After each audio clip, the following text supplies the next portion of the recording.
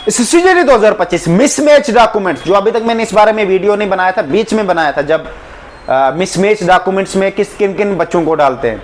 जैसे आपने document verification कर दी, वहां तो नॉर्मल हुई ऊपर ऊपर से, अब ये मैच करेंगे आपकी एप्लीकेशन फॉर्म से, जो आपके एप्लीकेशन फॉर्म जो आपने फिल किया होता है उसके साथ आपका पूरे 3 सर्टिफिकेट, ध्यान रखना, ओबीसी जिना कैटेगरी, 10th मार्कशीट और डोमिसाइल, 3 ही चीज़ें हैं और कुछ नहीं। 3 चीज़ें मैच करेंगे, बराबर सेम मैच होना चाहिए। नाम आपका, फादर नेम, मदर नेम, ध्यान रखना कोई भी एड्रेस दिया है एक जैसा होना चाहिए। स्पेलिंग चलेगी एड्रेस में, अगर वर्ड एक चले गया इधर उधर, स्पेलिंग नाम में ठीक होनी चाहिए बिल्कुल। डिस्ट्रिक्ट वही होना चाहिए जो तेरे हर डॉक्यूमेंट में है, ठीक है। इससे भी होता 2024 में एक बच्चे ने वार्ड गलत लिख लिया था, मतलब इस वार्ड में रहता हूँ, एप्लीकेशन फॉर्म पे कोई और वार्ड लिख दिया था। उसको भी कहा गया था कि भाई आपने ऐसा क्यों किया, आपने डॉक्यूमेंट में गलतियां की थी। पर उस बच्चे को बाद में कहा था कि मतलब सेफ ही रखा, उसको रिजेक्ट नहीं किया। वार्ड नंबर एक नॉर्मल चीज़ है, क्या है वार्ड नंबर, इधर तो डिस्ट्रिक्ट वाले कांड कर देते हैं। अब मिसमैच में किस बच्चे को डालेंगे? मिसमैच होता है जिसका रिजल्ट ही नहीं आएगा, विद हेल्ड, रिजेक्ट, बात अलग है, वो दिखेगा ही नहीं रिजल्ट।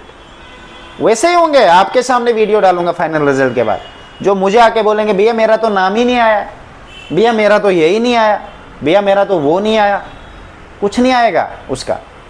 ध्यान रखने की मेरी बात।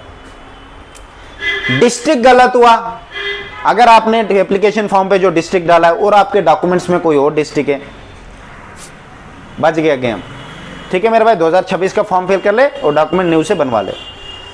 आपका नाम, सरनेम कुछ भी गलत होता है, एक वर्ड भी गलत होता है, गेम बच गया, ठीक है मेरे भाई।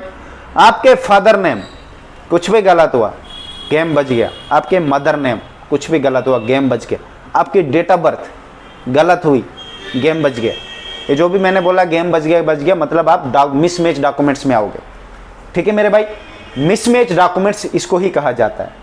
मिसमैच में ऐसा होता है कि आपके डॉक्यूमेंट मैच नहीं हुए आपके एप्लीकेशन फॉर्म से, और आपने एप्लीकेशन फॉर्म गलत फिल किया था, आप एलिजिबल नहीं हो।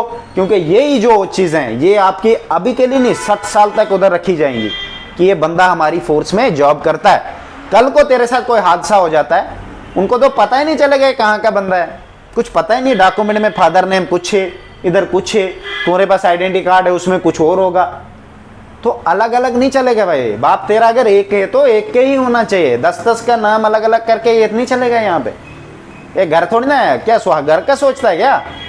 ये घर नहीं है मेरे भाई। यहाँ पे समय समय पे तुम्हें बलि के बकरा बनाया जाएगा, ये याद रखना मेरी बात। ये मत सोचो रनिंग हो गई, ये हो गया, बच्चा वही फिट है जो पहले से ही। अभी जैसे देखो 26 की भर्ती आई है, अभी से पहले सबसे पहले डॉक्यूमेंट पे ध्यान देगा।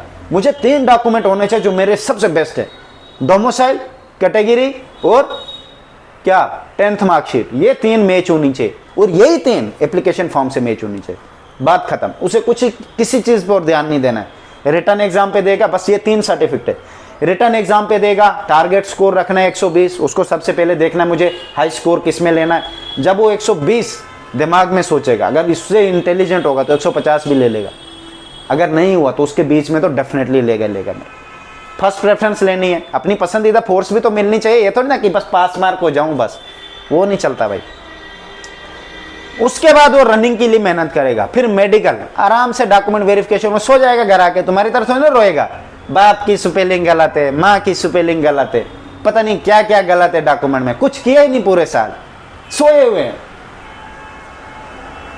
जिस बच्चे ने क्रूशियल डेट का जो चक्कर हुआ था ओबीसी का, जिस भी बच्चे ने ओबीसी में या किसी भी कैटेगरी में, मुझे नहीं पता, जिन जिन का मांग रहे थे, तहसीलदार का साइन ले लिया है, वो बच्चा सेफ है। मतलब तहसीलदार से लिखवा के ले लिया है कि हाँ मैं पहले भी फाल करता था और बाद में भी, बट तहसीलदार, ध्यान रखना, सुप्रीम हाई कोर्ट नहीं हो जो कोर्ट में एडवोकेट से करवाए, वो नहीं, वो रिश्वत वाले काम है। इधर तहसीलदार ने अगर लिखा है कि हाँ ये बच्चा ओबीसी में पहले भी फाल करता बाद में भी, क्योंकि वहाँ हमें तहसीलदार के लेवल का ही साइन चाहिए।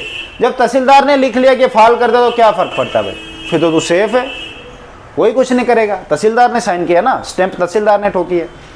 उन बच्चों को कह रहा हूँ जिन बच्चों ने जब उनको डॉक्यूमेंट वेरिफिकेशन के लिए उनको गए थे, उनको भी घर भेजा था कि दोबारा से लाओ, तो उन बच्चों ने, मैंने कुछ मेरे भेज के थे, मैं उनको बोला था तहसीलदार से लेके आओ, साइन वाइन एप्लीकेशन ठोक, वो सब करके लाया। भाई आप लोग सेफ हो, ठीक है। सेफ कौन नहीं है जिसने लाया नहीं है। अब 2023 का दिया है फाइनेंशियल ईयर कितना होता है, देखो भाई 1 अप्रैल से शुरू होता है 31 मार्च तक। जो आपका 2025 वालों का फाइनेंशियल ईयर था, पता क्या था, क्या था आप लोगों को पता है? फाइनेंशियल ईयर पिछला होता है, अगले में बनता है। समझ गए मेरी बात? अब जो 2026 में ईडब्ल्यूएस या ओबीसी लगेगा वो 2000 पीछे 24 का होना चाहिए। 24 के फाइनेंशियल ईयर के हिसाब से बनता है, ठीक है। पिछले साल की इनकम अगले साल में दिखाई जाती है, ठीक है। सेम साल के हमें पता ही नहीं चलेगा। अभी मैं हूं, अभी तो पूरे मंथ ही नहीं हुए भाई, दिसंबर है, ये अगला साल चल रहा है 2026 वाला। ये जो अभी चल रहा है ना, ये फाइनेंशियल ईयर, ये 26 वाला चल रहा है। 26 में शो करना है, 26 में जीएसटीआर फिल करनी है, आईटीआर फिल करनी है, और आपको भी उसी बेस पे अपनी इनकम दिखानी है कि मेरी साल में इतनी है और मैं क्रीमी लेयर में फॉल करता हूँ ओबीसी में, और ईडब्ल्यूएस में मेरे फाइनेंशियल ईयर में 8 लाख से ज़्यादा इनकम नहीं है और मैं ईडब्ल्यूएस में फॉल करता हूँ। ये चीज़ें होती है, समझ गए मेरी बात?